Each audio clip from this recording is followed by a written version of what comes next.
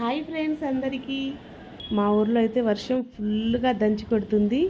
ఈ వర్షాకాలంలో ఈవినింగ్ టైంలో మిరపకాయ బజ్జీలు తింటే ఆ టేస్టే వేరు. ఇంకా చాలామంది బయట స్టాల్స్లో దొరికేవి తినేస్తారు. కొంతమంది అయితే ఇంట్లో ప్రిపేర్ చేసుకొని తింటారు. నేనైతే మా ఇంట్లోనే ప్రిపేర్ చేస్తాను. మనం ఇంట్లో చేసుకున్న బజ్జీలు అయితే హెల్తీగా చేసుకోవచ్చు. ఇంకా మనం కొంచెం ఎక్కువ క్వాంటిటీలో తినొచ్చు. క్లైమేట్ కొంచెం కూల్గా ఉంటే చాలు, మా హస్బెండ్ మిరపకాయ బజ్జీలో పకోడీలో ప్రిపేర్ చేయమని అడుగుతూ ఉంటారు. బజ్జీలు తింటూ టీ తాగితే ఆ టేస్టే వేరు కదా.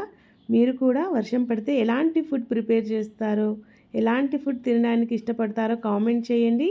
ఈ వీడియో మీకు నచ్చినట్లయితే లైక్ చేయండి, షేర్ చేయండి, మరియు నా ఛానల్ని సబ్స్క్రైబ్ చేసి సపోర్ట్ చేయండి. మరో మంచి వీడియోతో మళ్ళీ కలుద్దాం. Take care. Bye bye.